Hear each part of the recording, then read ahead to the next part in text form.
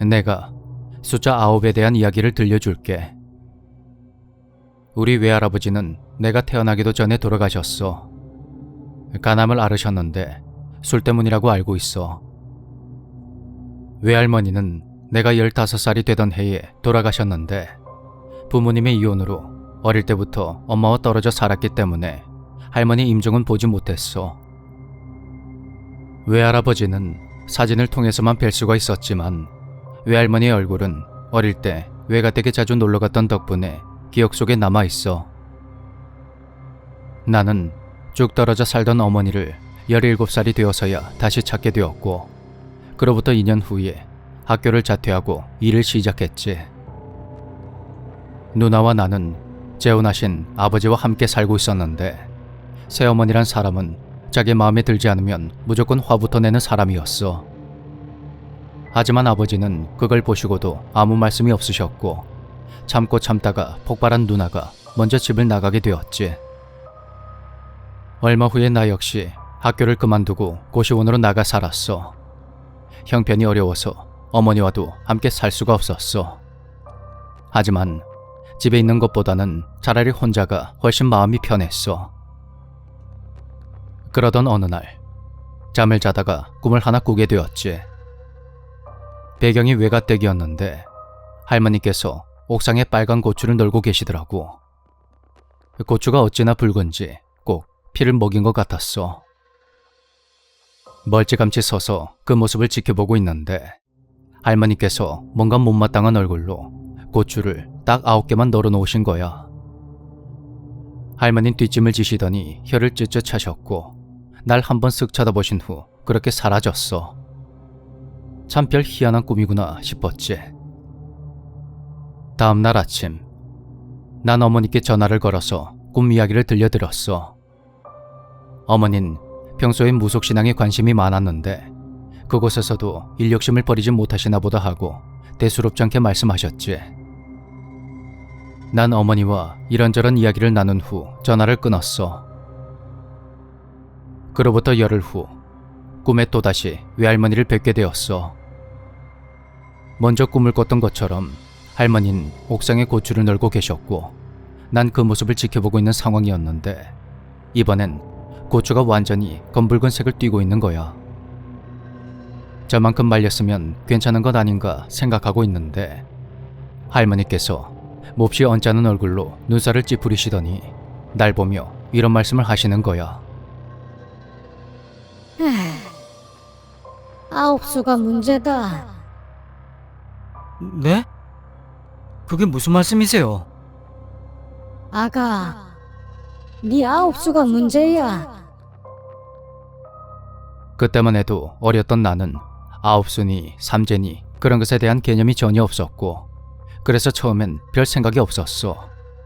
근데 아무리 생각해도 기분이 찜찜해서 인터넷 검색을 해봤지. 그랬더니 숫자 9가 들어가는 나이에는 결혼이나 이사를 꺼린다고 하는 거야.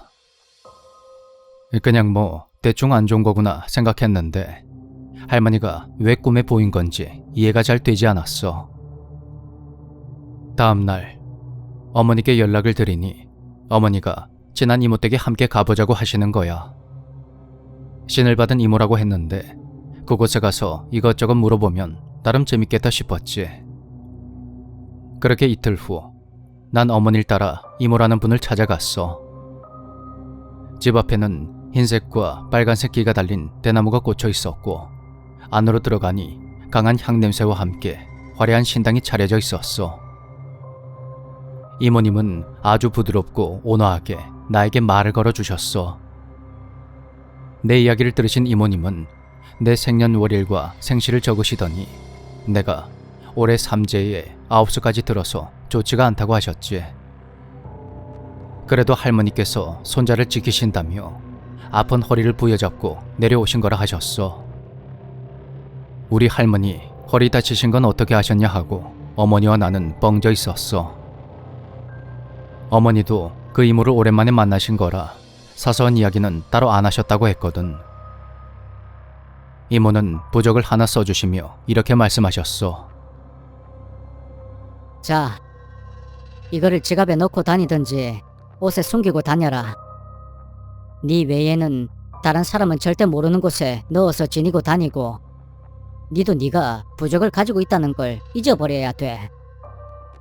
올해 끝날 때까지만 하면 된다. 그렇게 나는 이모에게 받아온 부적을 고시원 침대 매트리스 안에 붙여뒀어. 그 후로는 할머니 꿈을 꾸지 않게 되었고 어떤 일이 생기거나 그러지도 않았어. 나 역시 일하느라 바빠서 부적을 숨겨뒀다는 걸 까맣게 잊고 살았지. 그렇게 시간이 한참 지난 후에야 그 일이 다시 생각났던 나는 어머니께 그 이야기를 했고 이모와 통화를 하신 어머니께서 나에게 다시 전화를 거셨어. 네 고시원 원장한테 부적 얘기했나? 아니요. 나도 잊어버려서 말 안 하고 나왔어요. 아 그래? 그럼 됐다. 이제 별일 없을 기다. 어머니, 근데 그거 무슨 부적인데요? 글쎄 뭐라더라? 꿈을 훔치는 부적이라 했는데 자세한 건 잘 모르겠다. 그냥 잊어버려라. 지나간 일은 다 잊는 게 니한테도 좋다. 그래서 나도 그 일을 잊어버렸는데 가끔씩 자꾸 생각이 나더라. 그 꿈을 훔친다는 부적의 진짜 의미가 뭐였을까 하고 말이야. 이 이야기에는 간단한 후일담이 있는데 한번 들어볼래? 혹시 버려진 염주를 함부로 줍거나 착용하면 안 된다는 그런 말 들어본 적 있어? 염주라는 것은 108개의 구슬 같은 것으로 만들어진 불교에서 쓰이는 팔찌인데 왜 영화나 드라마 보면 염주를 손에 놓고 한 알 한 알 짚어가며 경을 외우지?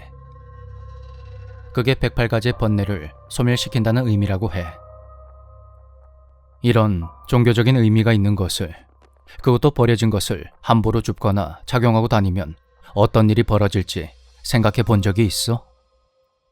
내가 실제로 겪어보거나 그러진 않았지만 그렇게 하면 원래 염주를 가지고 있던 주인의 애군이 모두 씌인다는 말이 있더라고. 이번 이야기도 그와 관련된 것 중에 하나야. 고시원을 떠난 후로 어머니에게 그 부적에 대해서 다시 물었지만 어머닌 그냥 잊으라고만 했어. 그게 나한테도 좋다면서 말이지. 하지만 그 일을 쉽게 잊을 수가 없었던 나는 일주일에 2~3번 정도 어머니를 찾아가서 부적 이야기 좀 해달라며 계속 보챘어. 사실 나는 무속신앙과 관련된 심오한 메커니즘을 무척이나 좋아하는 편인데 그래서 더욱 호기심이 생겼는지도 몰라. 하지만 나의 그런 끈질긴 요청에도 어머니는 끝까지 안 된다며 아무 말씀이 없었고 거기서 나는 방향을 틀어서 이모에게 직접 물어보기로 했지. 난 일단 어머니 앞에서는 일부러 알겠다고 하면서 포기한 것 같은 모습을 보였고 그 뒤로 일주일 정도 지난 후에 어머니 몰래 이모를 찾아갔어. 이모네 집 문 앞에 서서 천천히 문을 두드리자 이모가 문 열려 있으니 들어오라고 했고 슬쩍 안으로 들어가서 인사를 드렸더니 이모가 어쩐 일로 여기까지 왔냐며 깜짝 놀라시더라. 안부 인사를 건네며 이런저런 사는 얘기를 하던 나는 예전에 앉았던 그 자리에 그대로 앉아서 이모한테 너무 궁금한 게 있는데 어머니가 말을 안 해준다고 했어. 그랬더니 이모가 날 보며 씩 웃더라고. 니 그게 그렇게 궁금하나? 그렇게 말하는 이모의 표정은 내 속마음을 다 꿰뚫어 보고 있는 것 같았고 이모는 차분한 말투로 이야기를 이어나갔어. 니는 태생이 외롭다.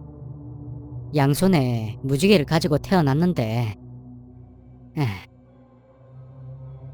더 이상의 자세한 설명은 생략한다. 이 부분은 지극히 나의 개인적인 부분이라 말하기가 좀 곤란하네. 에이, 이모, 사주 말고요. 다 아시면서. 참나. 그래 부적 다 안다 이놈아. 뭐가 그리 알고 싶은데?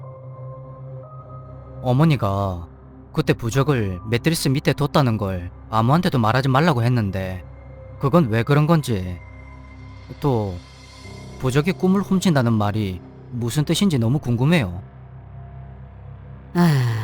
그땐 네가 꾼 꿈이 할머니 꿈이지. 할머니는 니를 지키러 오신 거고. 근데 정확히 따지면 할머니는 니를 지키러 온 거지 네 꿈을 지키러 온 게 아니야. 그러니까 그 꿈으로 인해서 네 앞에 이미 저승문이 열린 거나 다름이 없던 거지. 그래서 그 꿈을 부적에 구속시킨 거라고 보면 된다. 부적으로 해서 저승문을 다시 닫는다거나 할까. 너희 집안 조상신 외에 다른 잡귀들이 드나들 가능성이 높으니 꼭 그렇게 해야만 됐어. 이 부적 자체가 누군가의 염원이 담긴 일종의 편지 같은 건데 영적인 효능이 있지. 그런데 그 영험한 걸 남에게 함부로 보이거나 하면 효능이 떨어질 수밖에 없는 거야. 그러면 앞으로도 아무한테도 말하면 안 되는 거예요? 고시원 원장이 그걸 보기라도 하면 어떡해요? 그때도 내가 말했지만 니는 그 꿈을 꾼 그 해에는 부적을 잊어버려야 돼. 지금은 이미 그때가 지났으니 괜찮고 원장이 보게 되더라도 그 사람한테는 아무 효과도 없는 거니까 상관이 없어.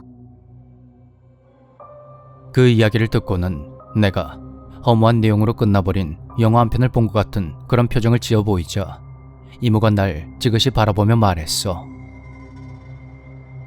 무속이라는 게 보통 사람들한테는 무섭기도 하고 신기하기도 하겠지만 어떻게 보면 아주 단순한 세계야. 사람들은 재미로 분신사바 같은 거 하면서 귀신을 불려내려고 하지만 이모 같은 사람들한테는 그게 얼마나 괴로운 일인지 모를 거다. 그렇게 말하는 이모의 씁쓸한 표정을 보니 괜히 죄송한 마음이 들었지. 그 이야기는 여기서 끝이야. 여담으로 이모가 마지막에 해주신 말이 있는데 난 젊었을 때는 내내 고생 꽤나 하다가 40이 넘어서야 꽃이 핀다고 하더라. 정말 그렇게 될까?